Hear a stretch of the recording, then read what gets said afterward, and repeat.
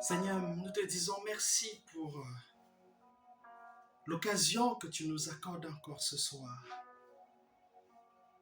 pour partager ta parole, Seigneur.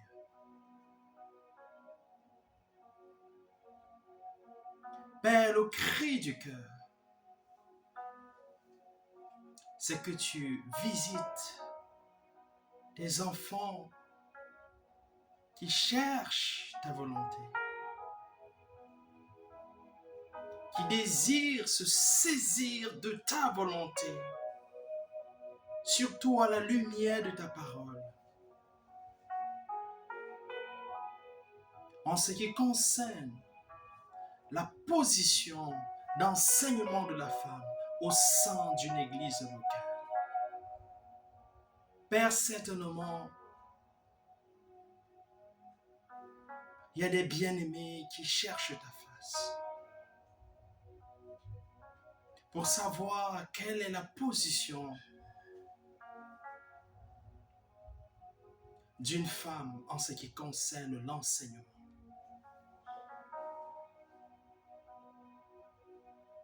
Père, merci pour cette occasion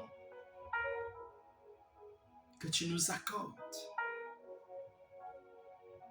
pour chercher ta volonté dans ta parole. Merci pour ta parole qui est la vérité. Merci pour ta parole qui est une lampe à nos pieds, une lumière sur nos sentiers, Seigneur. Merci parce que la parole, c'est toi-même, Seigneur, qui nous parle. Père, je prie pour que les cœurs qui m'écoutent à cet instant soient ouverts à écouter ta parole. Je prie pour l'humilité des cœurs, parce que ta parole nous enseigne que tu fais grâce aux hommes, mais tu résistes aux orgueilleux.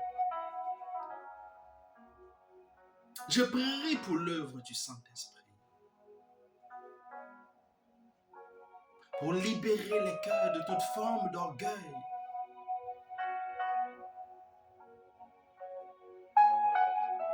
Je prie pour que l'épée de la parole,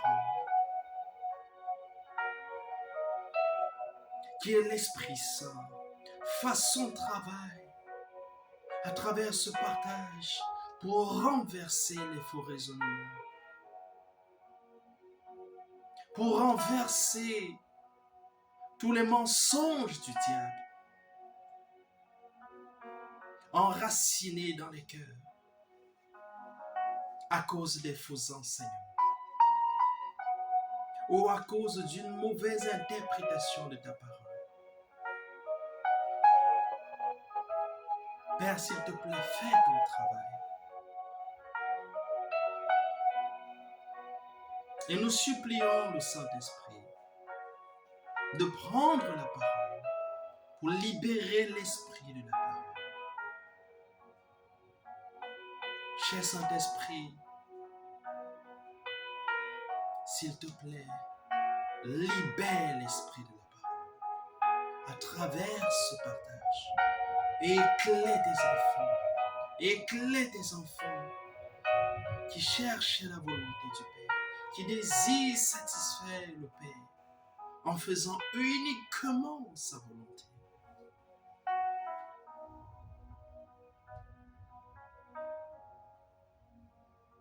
Bienvenue à toi qui écoute cette vidéo. Que le Seigneur te bénisse. Et je prie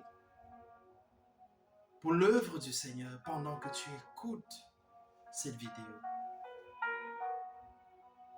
Que le Seigneur fasse son œuvre dans ton cœur. Que le Seigneur trace sa voie dans ton cœur. Afin que tu saisisses sa volonté par rapport à la position de la femme. En ce qui concerne l'enseignement dans une église locale.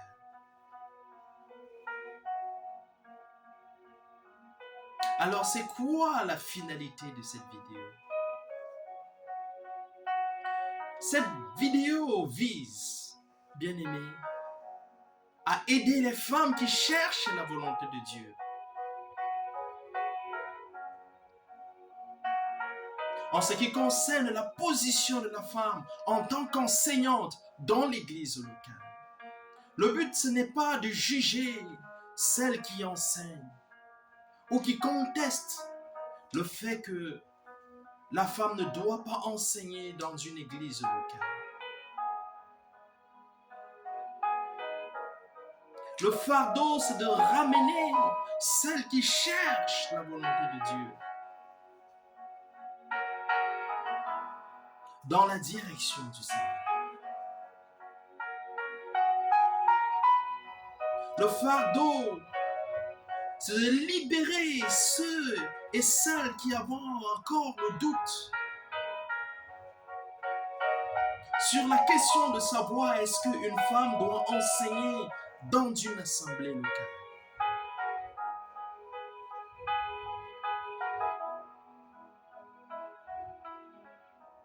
Quel est l'intérêt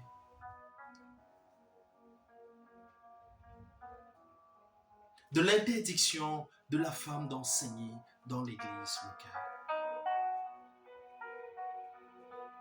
Pour ma part, après avoir médité la parole,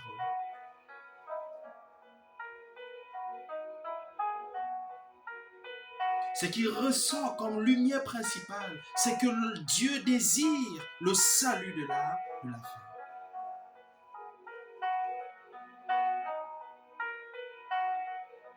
Dieu désire le salut de la femme.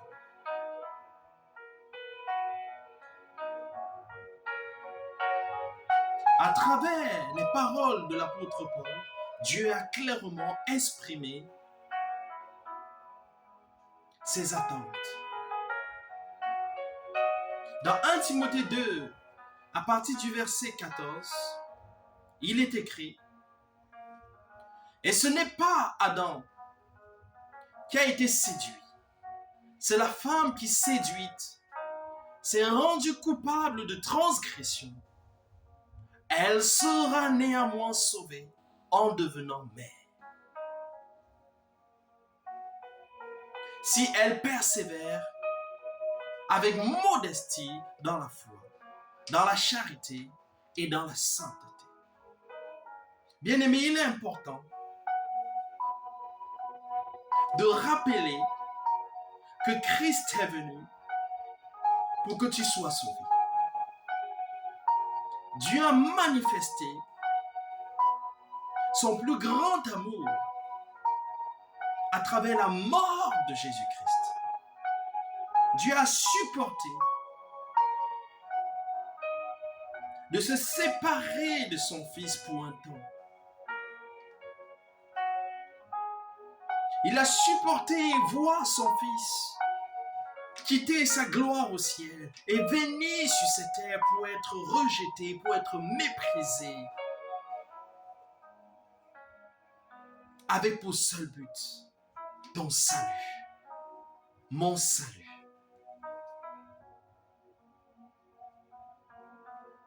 Quel que soit le sujet que nous traitons dans la vie chrétienne, n'oublions pas que Dieu vise notre salut. Quelle que soit la position que nous occupons au sein d'une assemblée locale, au sein de l'église, physiquement parlant, spirituellement parlant, Dieu cherche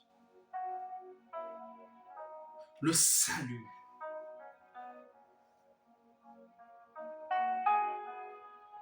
De nos âmes. Dieu désire le salut de nos âmes.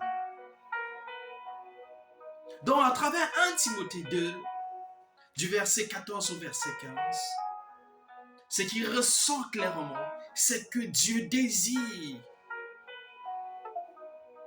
le salut de la femme.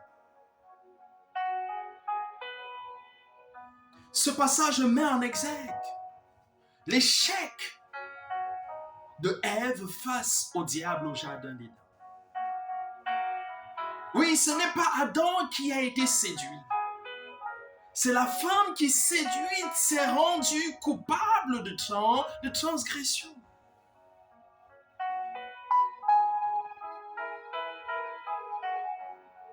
Il y a des positions dans la vie chrétienne qui peuvent favoriser la séduction. Et il ne faut pas oublier que le diable rôde comme un lion rugissant, cherchant qui dévorer. Si Dieu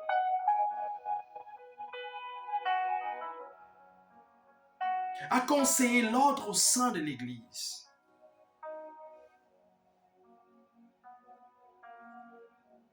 c'est pour ne pas nous livrer à la séduction. Si l'Église a été organisée de telle sorte que chaque membre, chaque partie du corps ait une fonction précise, c'est pour éviter que le diable nous séduise.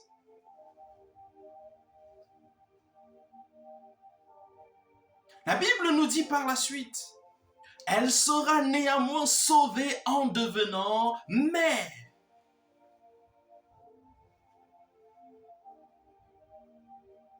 Donc il y a une position dans laquelle Ève a été séduite.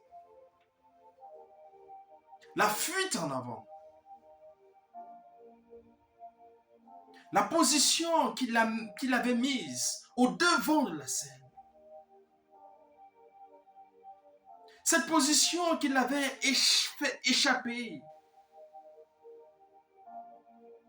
à l'autorité de son mari.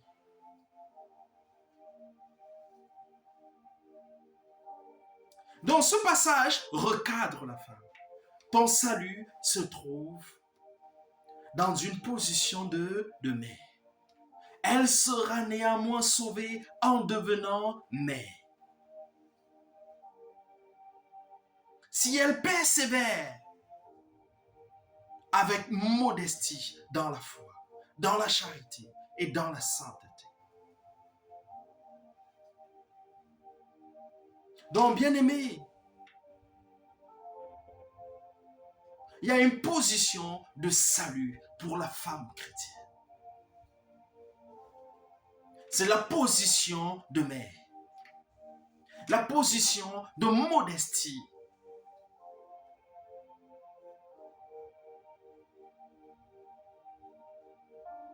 La position de charité, la position de sainteté.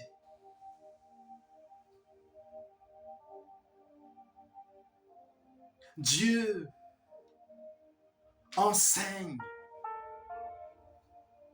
ceci dans le seul but de mettre la femme à l'abri.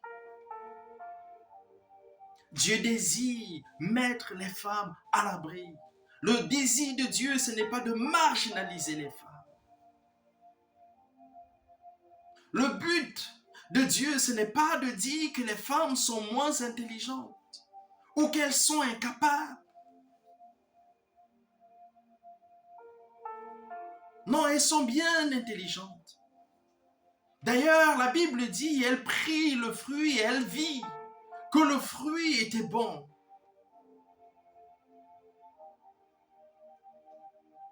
Que le fruit pouvait rendre sage, intelligent.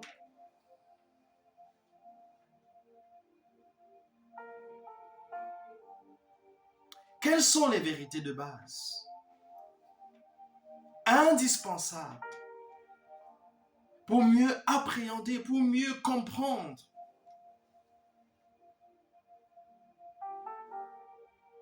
la position de Dieu par rapport à l'enseignement de la femme au sein d'une église locale? La première vérité,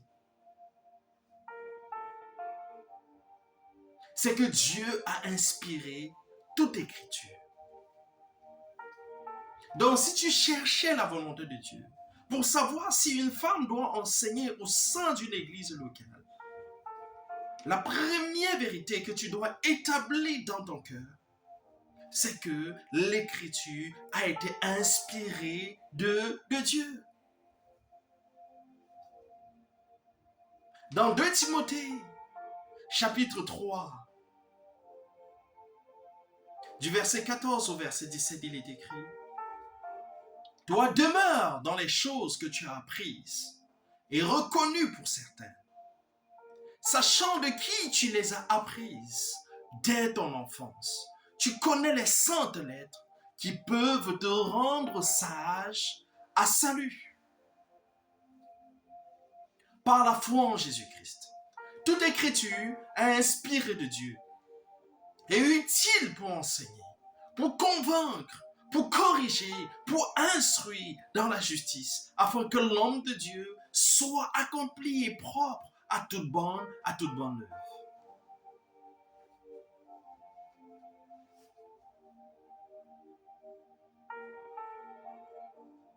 Oui, Dieu savait que le diable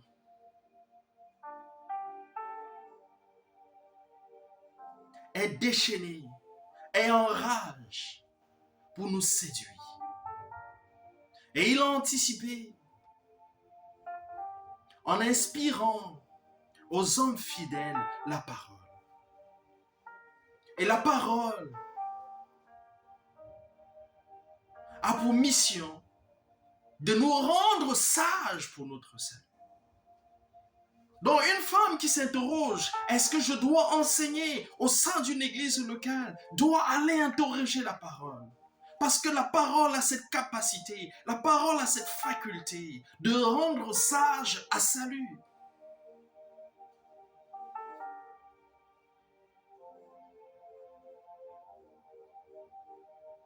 La vie chrétienne, c'est faire la volonté de Dieu. Donc une vraie femme chrétienne, une femme qui aime l'Éternel, doit aller dans la parole et se poser la question, est-ce que je dois enseigner au sein d'une église locale? Quand l'église est réunie physiquement au sein d'une église locale, est-ce que la parole de Dieu, qui a la faculté de rendre sage à salut, m'autorise à enseigner?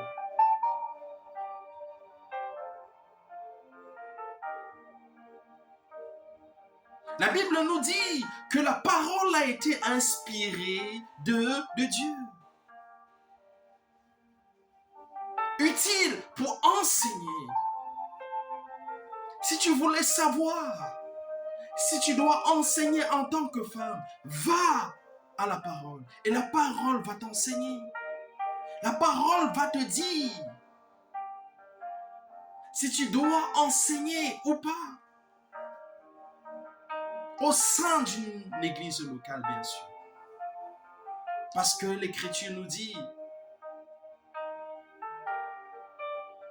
parents, enseignez aux enfants les voies de l'Éternel. Et quand ils grandiront, et ils s'en détourneront point. Donc, une femme peut enseigner ses enfants. Mais lorsqu'on est dans le cadre d'une église locale, lorsqu'il y a un rassemblement des saints, la femme doit faire attention de se retrouver dans une position qui n'est pas autorisée par Dieu. La parole, elle a la faculté de nous convaincre.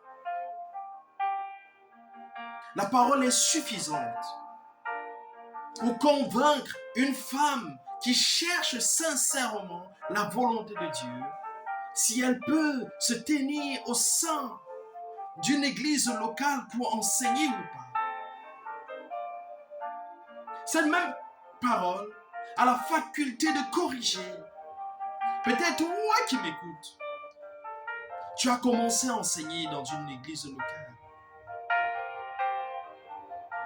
sans avoir cherché la volonté de Dieu, sans d'une conviction fondée sur la parole de Dieu. La parole, elle a la faculté de te corriger si tu retournais à elle pour chercher la volonté de Dieu. Elle peut te corriger. Elle a la faculté de nous instruire dans la justice, afin que l'homme de Dieu soit accompli et propre à toute bonne œuvre. La deuxième vérité, indispensable,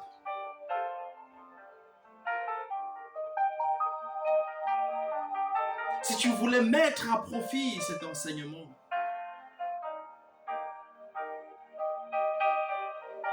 c'est que le chrétien, c'est quelqu'un qui doit aimer la volonté de Dieu plus que tout. Pour que cet enseignement soit utile pour toi, tu dois être quelqu'un qui est engagé à aimer la volonté de Dieu, à chercher la volonté de Dieu, à faire la volonté de Dieu. Le vrai chrétien, c'est celui qui est attaché à la volonté de Dieu comme Jésus. Dans Jean 4 au verset 34, Jésus dit, « Ma nourriture est de faire la volonté de celui qui m'a envoyé et d'accomplir son œuvre. »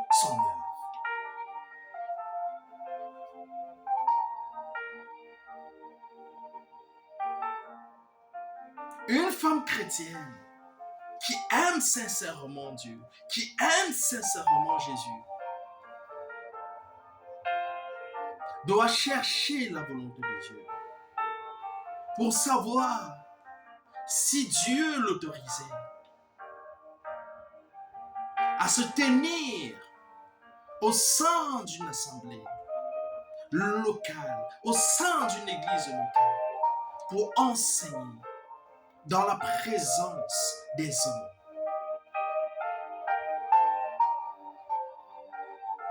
Et il est important de rappeler que enseigner signifie prendre autorité. Il est important de rappeler que enseigner signifie prendre autorité.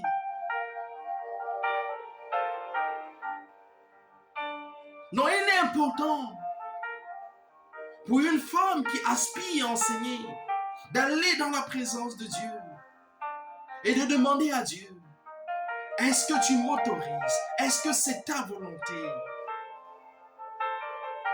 que je prenne autorité au sein de l'église locale?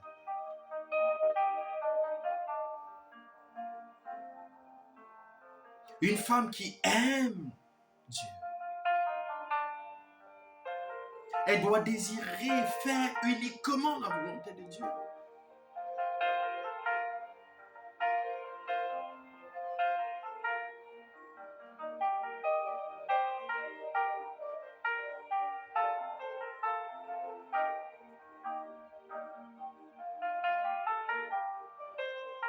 Même si tu étais doté de beaucoup de facultés, ton seul désir doit être de faire la volonté de Dieu.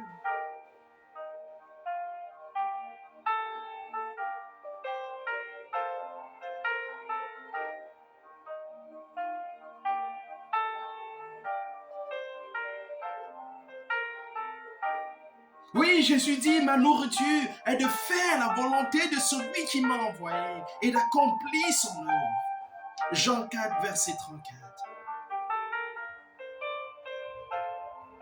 La troisième vérité, si tu voulais profiter de cet enseignement,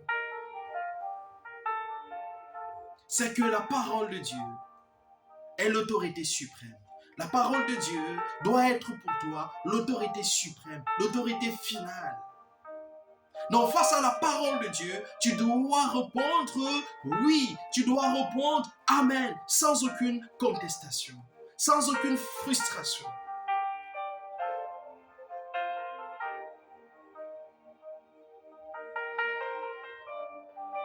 Beaucoup de chrétiens mettent de côté la parole de Dieu parce qu'ils ne la considèrent pas comme étant leur autorité suprême, leur autorité finale. Jean 1 nous rappelle qu'au commencement était la parole. La parole était avec Dieu et la parole était Dieu. Si Dieu a inspiré la parole, il est la parole, donc il est l'autorité suprême. Si tu voulais profiter de cet enseignement, je t'invite à te rassurer que la parole de Dieu est pour toi l'autorité suprême. Donc devant la parole de Dieu, tu ne contestes pas. L'apôtre Paul dit, ne vous bornez pas simplement à écouter la parole en vous trompant pas de faux raisonnements. Parfois, nous passons à côté de la parole. Nous passons à côté de ce que Dieu veut dans sa parole à cause des faux raisonnements. On ne raisonne pas avec Dieu. On ne raisonne pas avec la parole de Dieu.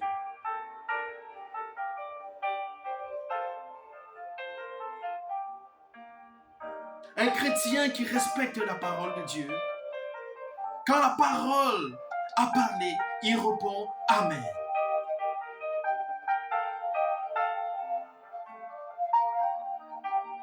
La parole de Dieu est pour nous l'autorité suprême.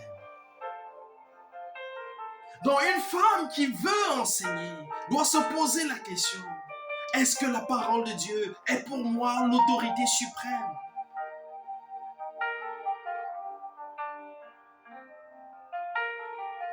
Parce que si la parole est pour nous l'autorité suprême, on n'a rien à redire lorsque la parole a parlé. On n'a rien à remettre en question lorsqu'elle est clairement exprimée.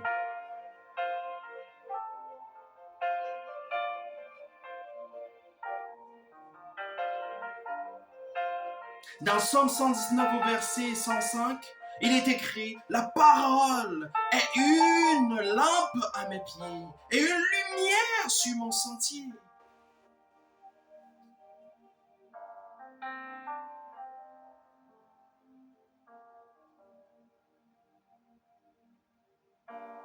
Oui, ta parole est une lampe à mes pieds et une lumière sur mon sentier.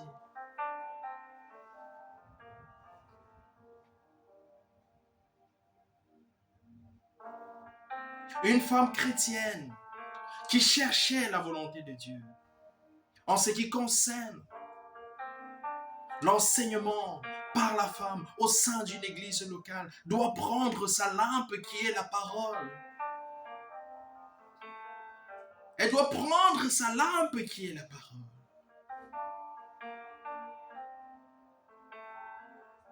Elle ne doit pas regarder ce que les autres font. Elle ne doit pas regarder les tendances du monde. Elle ne doit pas regarder les tendances dans les autres communautés, dans les autres églises, dans d'autres coins du monde.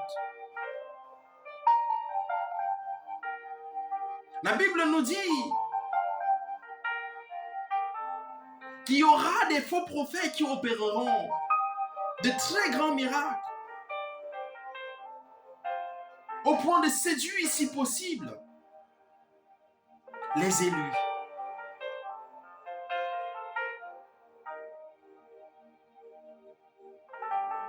Donc ça signifie que nous pouvons copier d'autres femmes qui enseignent dans des églises, dans des assemblées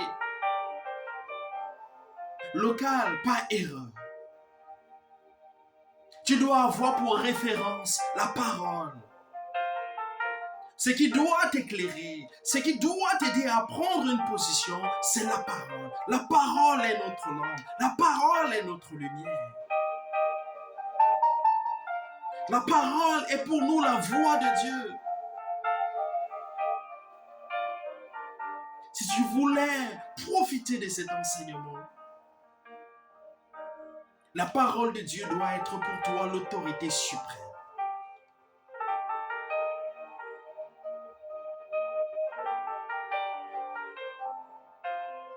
La quatrième vérité Tu dois croire que Dieu, la parole et le Saint-Esprit sont un. Les chrétiens doivent faire attention aux convictions non fondées sur la parole. Les chrétiens doivent faire attention aux rêves, aux révélations, aux doctrines, à la façon de faire qui contredit la parole de Dieu.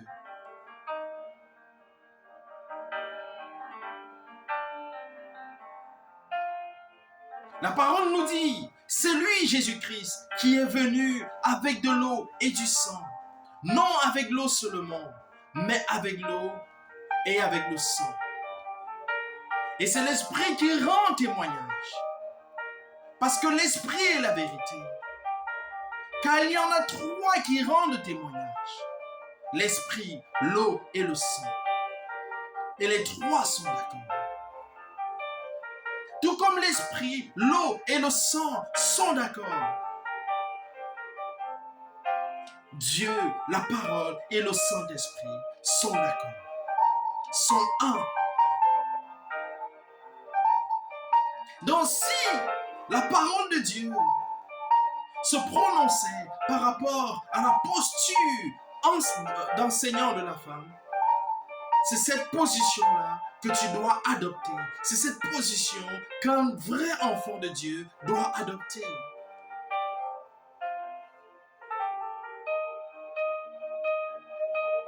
Il faut faire attention aux évolutions que nous observons dans notre société.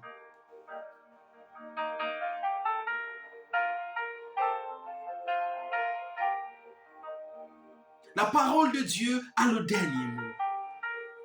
En tant que chrétiens, nous devons nous poser la question. Que dit là la parole? Face aux rêves, face aux révélations, face aux doctrines, que dit là la parole? Est-ce que la parole autorise à une femme d'enseigner dans une église locale? Dans un rassemblement des saints, est-ce que la femme doit enseigner?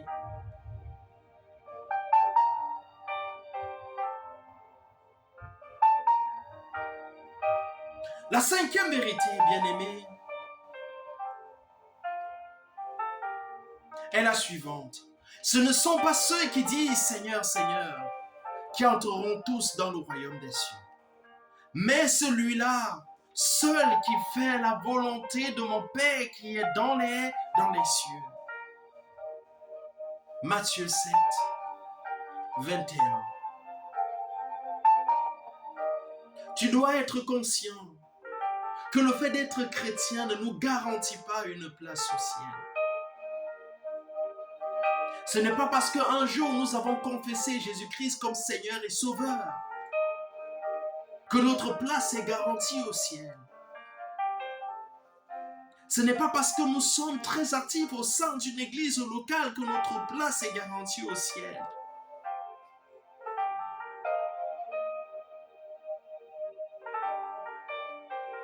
Non, si nous faisons toutes ces choses, si nous faisons beaucoup de choses et que nous passons à côté de la volonté de Dieu, nous n'entrerons pas dans le royaume des cieux.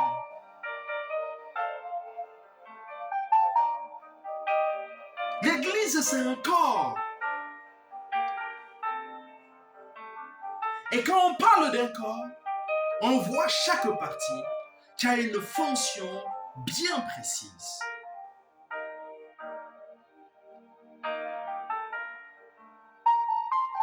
L'église, c'est un corps. L'homme a une fonction bien précise. Les enfants ont une fonction bien précise. La femme a une fonction bien précise. Même au sein d'un foyer, l'homme a une fonction bien précise. La femme a une fonction bien précise. Les enfants ont des fonctions bien précises.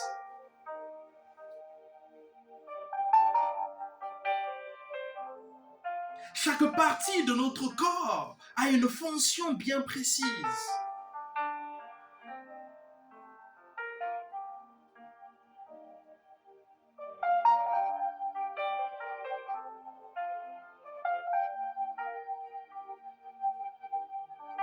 Donc il est bien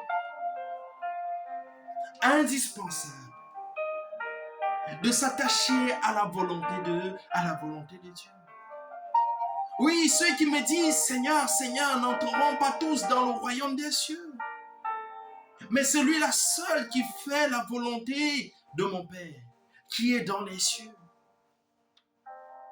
Tu aspires en tant que femme à enseigner dans une église locale. Pose-toi la question, est-ce que c'est la volonté de Dieu?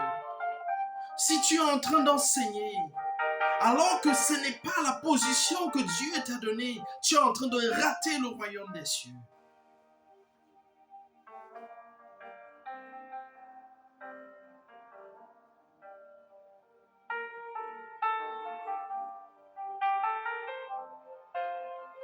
La sixième vérité, c'est que Dieu ne change pas.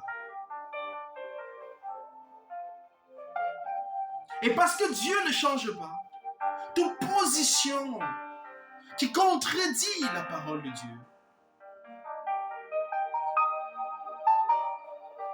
n'est pas la volonté de Dieu.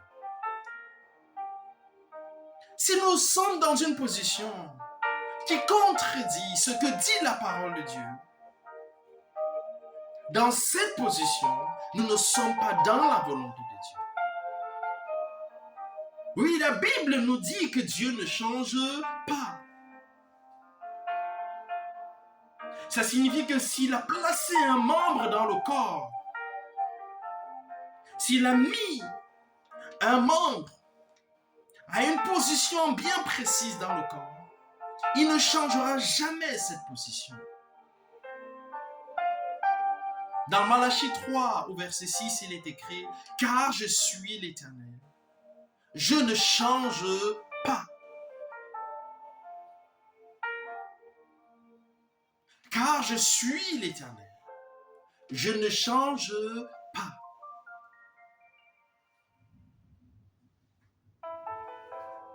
Dans Jacques 1, du verset 16 au verset 17, il est écrit « Ne vous laissez donc pas égarer sur ce point, mes chers frères et sœurs.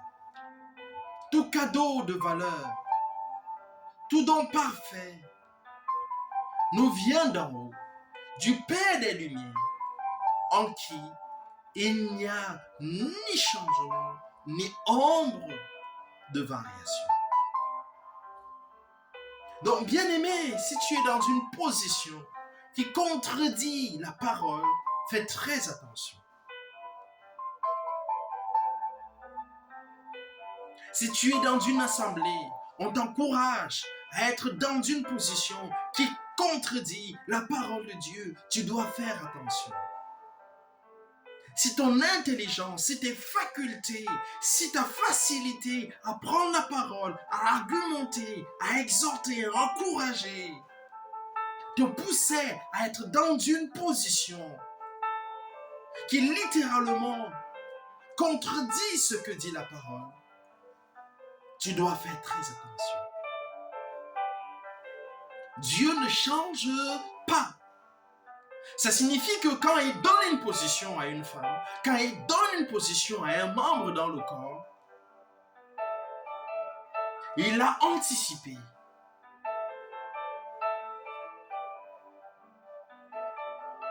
Il a anticipé sur l'éternité.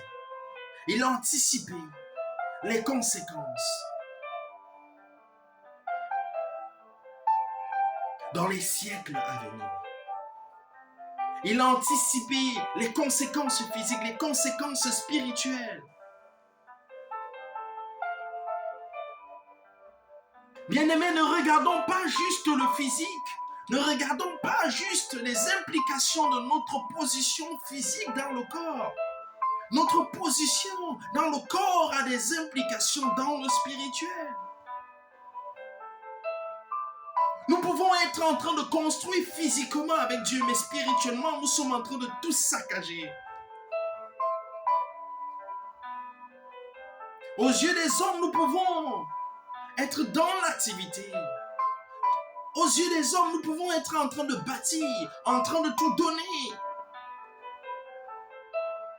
Alors que dans le spirituel, nous sommes en train de faire un désordre total.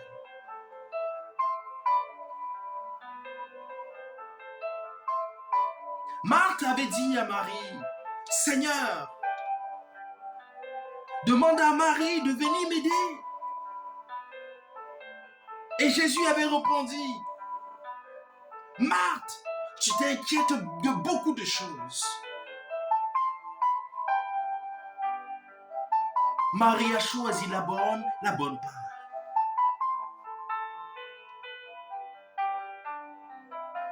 Il est important pour nous de chercher la bonne part, de choisir la bonne part. Il est important de savoir que dans le corps, nous sommes encore libres. Nous sommes dans le Seigneur, mais nous sommes encore libres. Marthe était libre de choisir sa part.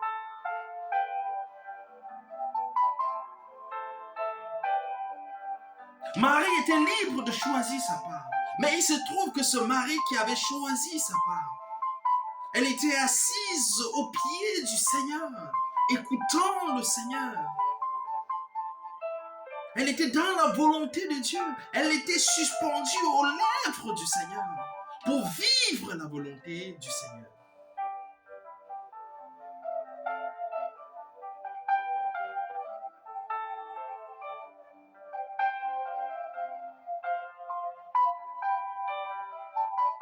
Pendant qu'une femme court pour aller enseigner, elle peut perdre la bonne part.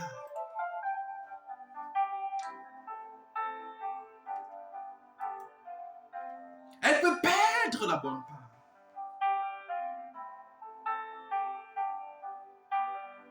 Beaucoup de femmes courent pour aller enseigner, alors que le Seigneur voulait qu'elles soient au pied des enfants pour les éduquer, pour prendre soin des enfants, pour veiller sur les enfants, pour enseigner aux enfants les voies de l'Éternel. Une femme peut courir pour aller enseigner, alors que Dieu voulait qu'elle prenne soin de sa maison.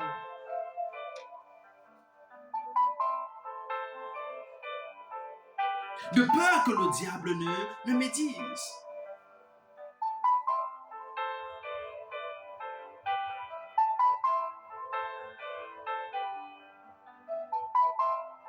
Comme Marthe, beaucoup de femmes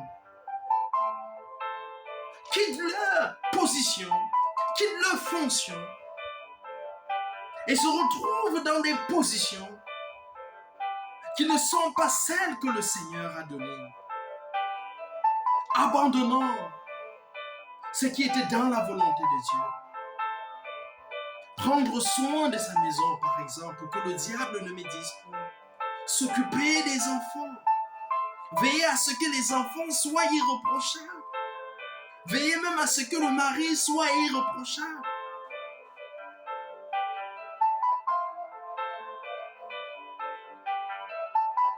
Oui, tout don parfait nous vient d'en haut, du Père des Lumières, en qui il n'y a ni changement, ni ombre de variation.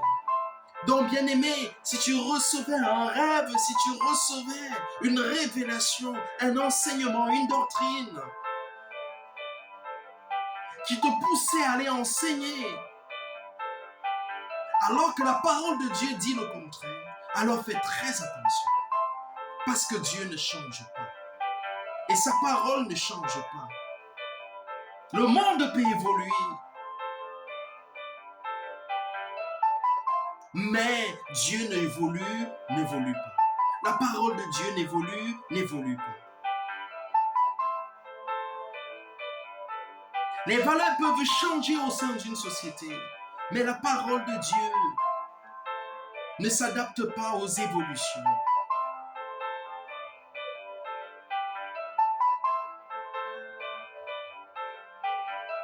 La septième vérité,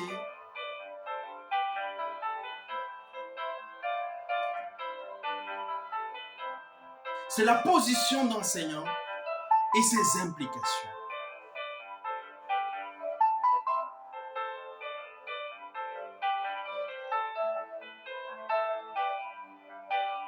Mes frères, qu'il n'y ait pas parmi vous un grand nombre de personnes qui se mettent à enseigner, car vous savez que nous serons jugés plus sévèrement.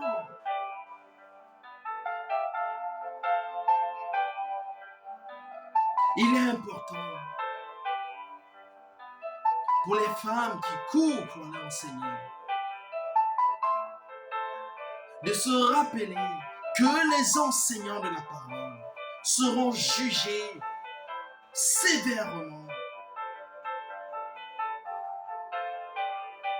Oui, qu'il n'y ait pas parmi vous un grand nombre de personnes qui se mettent à enseigner.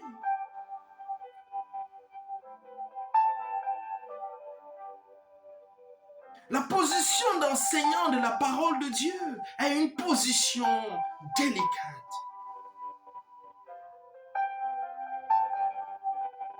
Pourquoi? Parce que c'est une position dans laquelle tu es censé communiquer fidèlement la pensée de Dieu, de peur de détourner les enfants de Dieu, de peur de véhiculer quelque chose qui n'est pas de la pensée de Dieu, de peur de s'aimer dans le cœur des enfants de Dieu, ce qui ne vient pas de Dieu.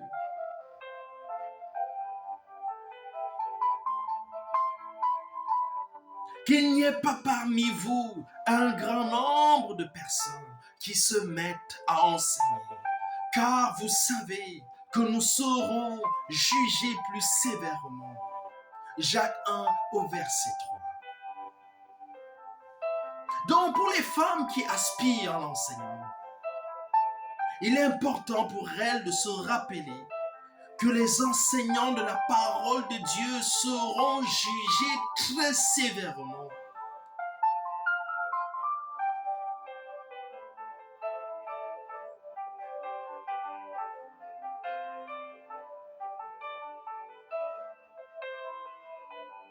Parce que c'est une position dans laquelle tu dois coopérer avec Dieu pour communiquer l'esprit de Dieu, l'esprit de la parole. La parole étant la vérité, l'enseignant de la parole a la lourde responsabilité de libérer la vérité, de communiquer la vérité.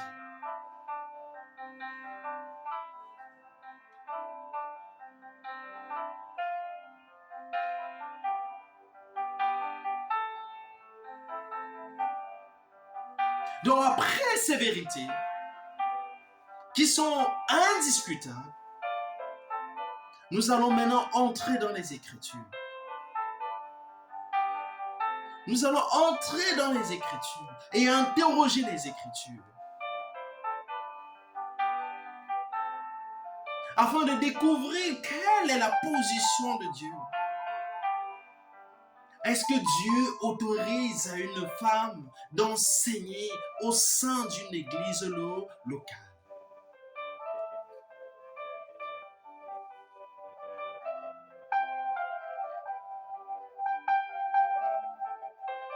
Et il est important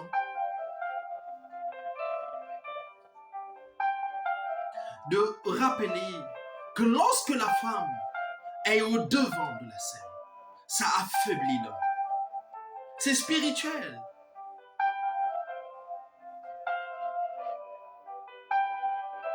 Quand une femme se retrouve à la place d'un homme, l'homme est affaibli.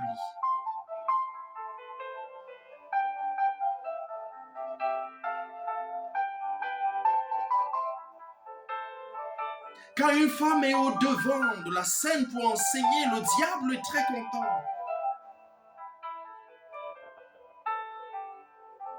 Parce qu'il a pu affaiblir les hommes.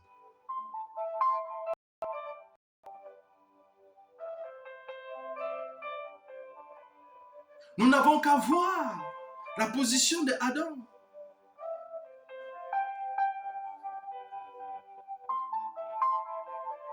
Dans les sociétés où les femmes sont poussées au devant de la scène, les hommes sont affaiblis.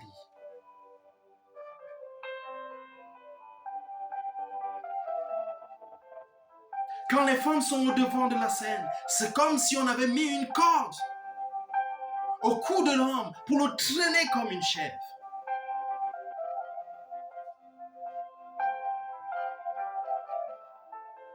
Une fois que les femmes sont au devant de la scène, c'est comme si l'ennemi avait pu dompter les hommes.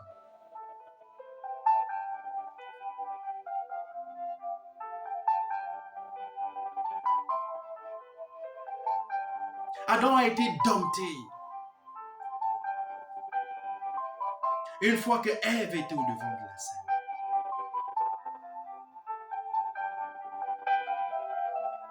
Samson a été dompté. Parce que la femme qu'il avait séduit avait tout fait, avait tout mis en œuvre pour qu'il livre le secret de sa force.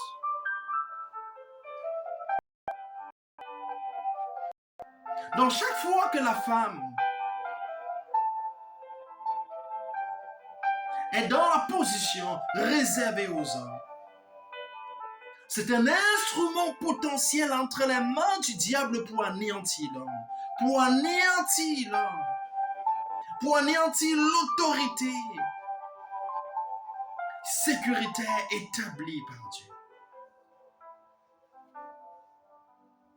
Et bien aimé, n'oublions pas que le but du malin, c'est de détruire le corps.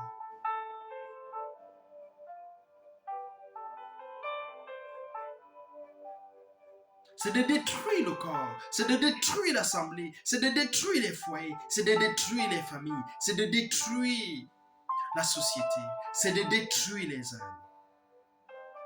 Et ce qu'il fait bien, c'est de renverser l'ordre, c'est de changer les rôles.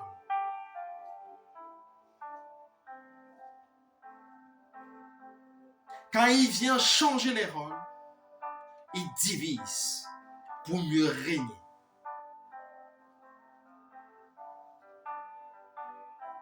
L'une des stratégies du diable pour détruire le corps, pour détruire les assemblées, pour détruire les foyers, pour détruire les familles, pour détruire les sociétés, pour détruire les âmes, c'est de renverser l'ordre établi par Dieu.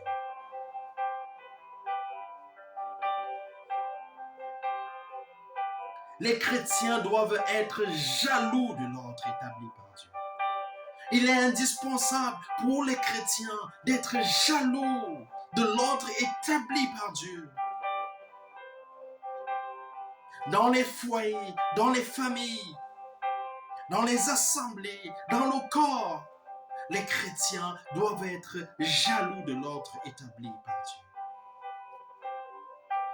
Parce que quand il y a le désordre, c'est là où le diable se sent à l'aise. Quand il y a le désordre, il séduit facilement.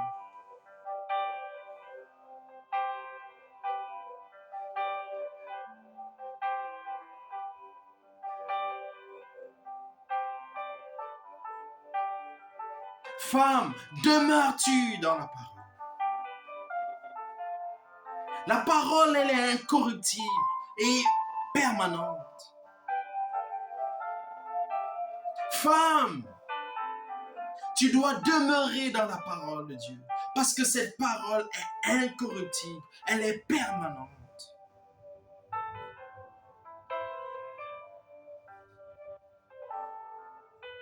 Elle est incorruptible, elle est permanente parce que Dieu lui-même est incorruptible, parce que Dieu lui-même est permanent.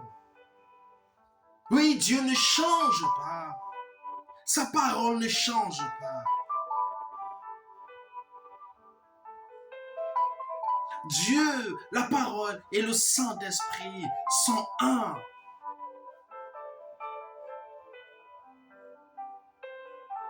Dieu, la parole et le Saint-Esprit sont d'accord que la femme ne doit pas enseigner dans l'église locale. 1 Pierre, chapitre 1 au verset 23 dit, puisque vous avez été régénérés, non pas une sémence corruptible, mais par une sémence incorruptible, par la parole vivante et permanente de Dieu. Car toute chair est comme l'herbe, et toute sa gloire comme la fleur de l'herbe. L'herbe sèche et la fleur tombe, mais la parole du Seigneur demeure éternellement. Et cette parole est celle qui vous a été annoncée par l'Évangile. Oui, la parole demeure éternellement. La parole doit être notre référence absolue. La parole doit être notre dernier mot. Donc si une femme cherchait la volonté de Dieu, si une femme se demandait, est-ce que je peux me tenir dans une église locale pour enseigner, la parole qui est éternelle est capable de répondre. La parole de Dieu qui est vivante et permanente est capable de fournir une réponse. Il ne faut pas simplement se fier au mode de fonctionnement dans les assemblées. Il ne faut pas simplement copier ce qui se passe ailleurs. Il faut aller dans les Écritures. Il faut aller dans la parole vivante, permanente et éternelle.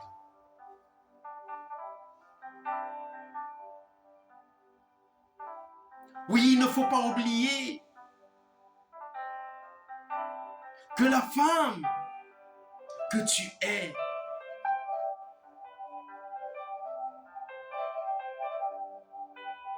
c'est de l'air. La gloire que tu cherches en désobéissant à la parole de Dieu est comme la fleur de l'air. Tu sécheras et ta gloire tombera. Si tu cherchais la gloire dans la position d'enseignant de la parole,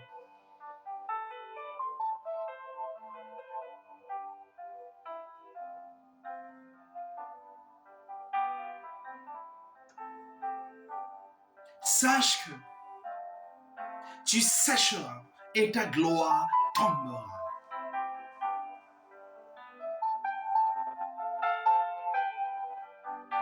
Que dit l'apôtre Paul? L'apôtre Paul qui a écrit presque la moitié du Nouveau Testament, que dit-il à ce sujet? Et dans quel but, dans quel objectif?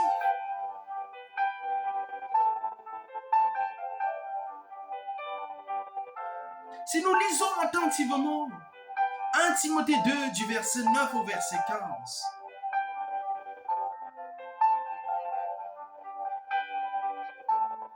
nous allons découvrir que la position de l'apôtre Paul est claire par rapport à l'enseignement conduit par une femme.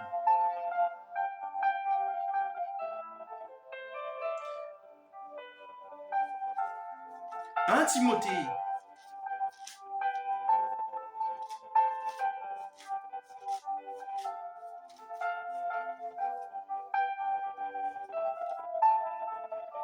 un Timothée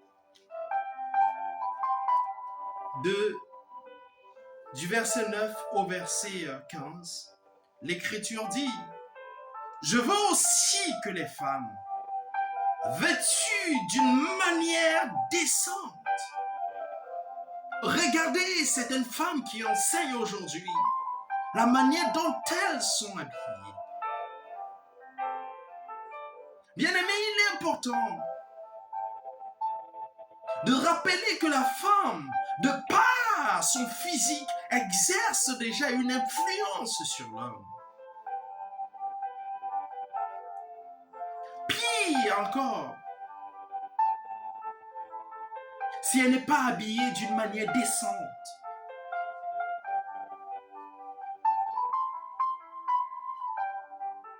Je veux aussi que les femmes, vêtues d'une manière décente, avec pudeur et modestie, ne se parent ni de tresses, ni d'or, ni de perles, ni d'habits somptueux, mais qu'elles se parent de bonnes œuvres, comme il convient à des femmes qui font profession de servir Dieu.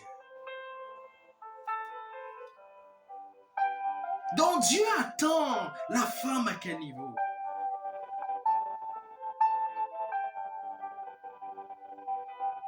Dieu a bien organisé les choses. Il attend la femme dans les bonnes œuvres.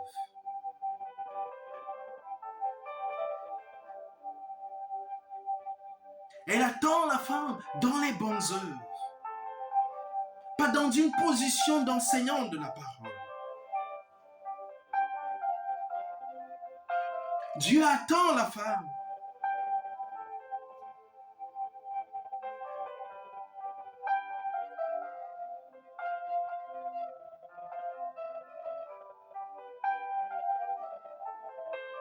dans sa manière de se vêtir. Est-ce qu'elle est décente dans son vêtement? Est-ce qu'il y a de la pudeur dans son vêtement? Est-ce qu'il y a de la modestie dans son vêtement? Qu'elle ne se pare ni de tresses, ni d'or, ni de perles, ni d'habits somptueux. Regardez les femmes qui sont au-devant de la scène pour enseigner dans des assemblées. Est-ce que Dieu peut louer leur posture? Est-ce que Dieu peut louer leur accoutrement? Que la femme écoute l'instruction en silence. Donc la position est claire, elle doit être dans une position d'écoute. Que la femme écoute l'instruction en silence. Après la chute de Adam,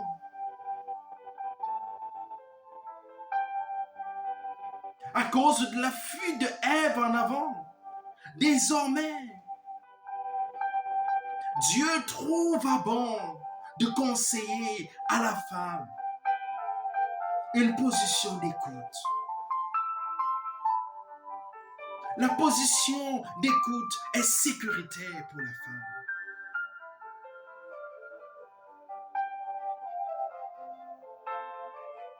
La position d'enseignant de la parole n'est pas une position d'écoute. Ce n'est pas une position dans laquelle tu dois écouter l'instruction avec silence.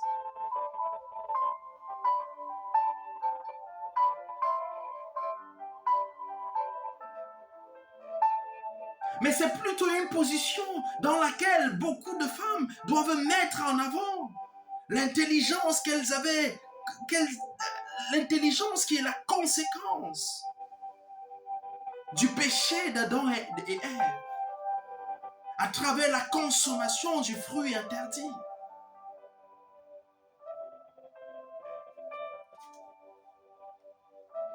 Oui, que la femme écoute l'instruction en silence avec une entière soumission. La position d'enseignant n'est pas une position de soumission. La position d'enseignant de la parole, c'est une position d'autorité.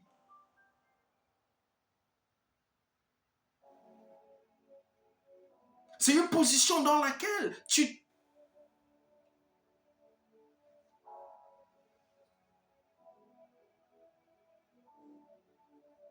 transmets les ordres reçus de Dieu.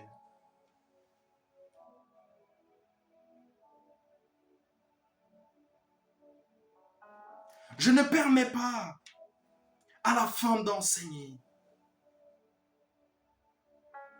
Si nous craignons Dieu, c'est écrit noir sur blanc.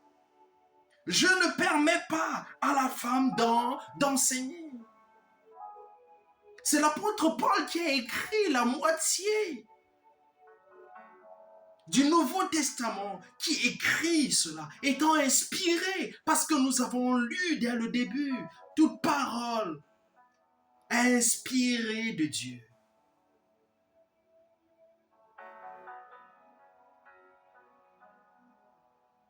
Paul a été inspiré par Dieu pour donner cet ordre aux femmes. Je ne permets pas à la femme d'enseigner. Beaucoup vont nous dire qu'il faut tenir compte du contexte. Mais là, il est en train de s'adresser à Timothée. Il n'est même plus à Corinthe.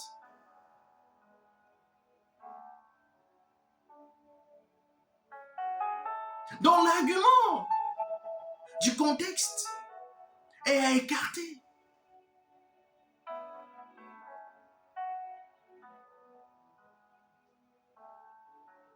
Je ne permets pas à la femme d'enseigner, ni de prendre de l'autorité sur l'homme. Mais elle doit demeurer dans le silence. Dieu ne veut pas, Dieu n'autorise pas à la femme de prendre autorité sur l'homme.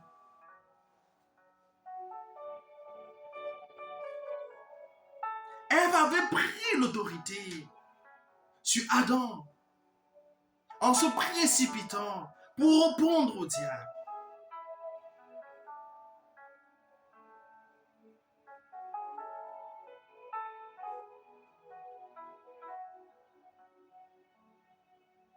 Elle n'avait pas laissé Adam jouer son rôle. Elle s'était précipitée dans une conversation avec le diable. Mais malheureusement, le diable connaissait les faiblesses de Ève.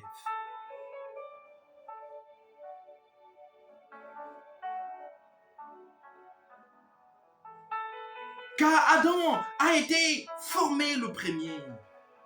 Ève ensuite, et ce n'est pas Adam qui a été séduit, c'est la femme qui séduite s'est rendue coupable de transgression. Elle sera néanmoins sauvée en devenant mère. Dans ce passage, il y a une position que Dieu loue chez la femme. Il y a une position pour la sécurité de la femme. Il y a une position de salut qui ressort clairement.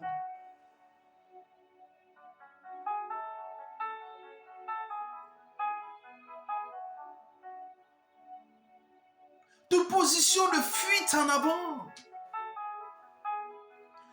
va venir contredire la parole.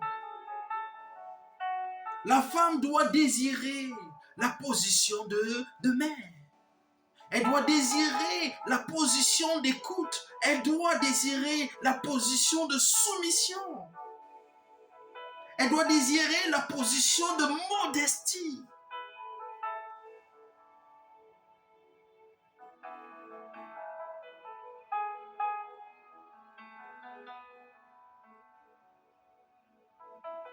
Elle sera néanmoins sauvée en devenant mère, si elle persévère avec modestie dans la foi, dans la charité et dans la sainteté.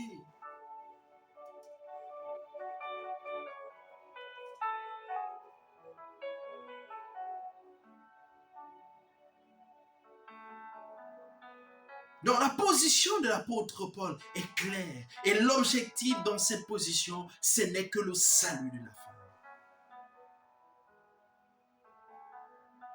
Et bien sûr, le bien du corps. Parce que quand la femme accepte sa position, quand elle respecte l'autorité de son mari chez elle, ça met le foyer en sécurité.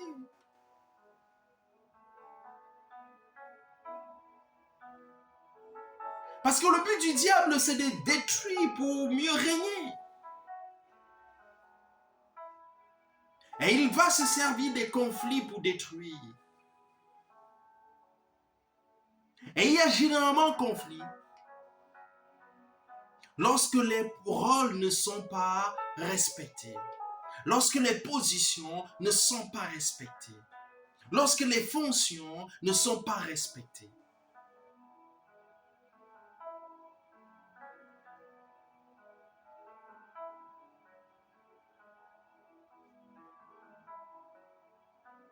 Le diable va facilement régner dans les foyers où la femme ne veut pas comprendre quelle est sa position, quel est son rôle.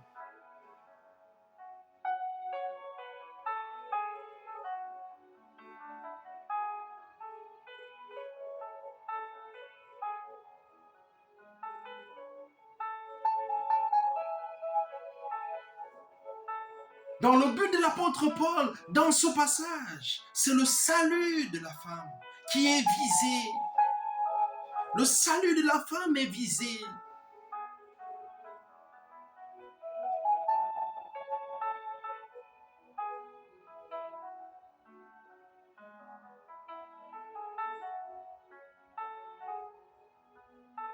Nous allons arrêter ici pour cette première partie. Et par la grâce de Dieu, nous continuerons prochainement. Je bénis le Seigneur qui t'a accordé la grâce d'écouter cet enseignement, cette première partie jusqu'ici. Je supplie le Seigneur de faire son œuvre dans ton esprit. Si tu faisais partie de ceux-là qui cherchaient la volonté de Dieu, pour savoir si une femme doit enseigner dans l'église locale ou pas, je prie pour que Dieu utilise la parole qui vient d'être libérée pour t'éclairer.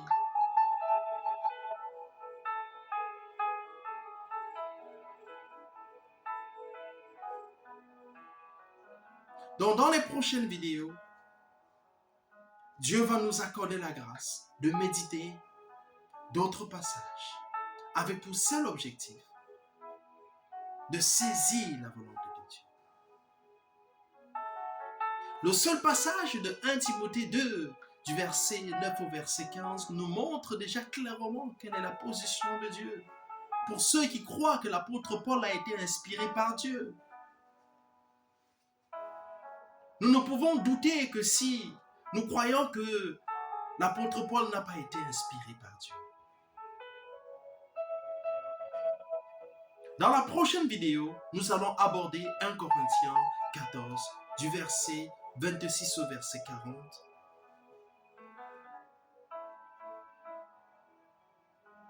Là où il évoque clairement la position de la femme au sein d'une assemblée locale.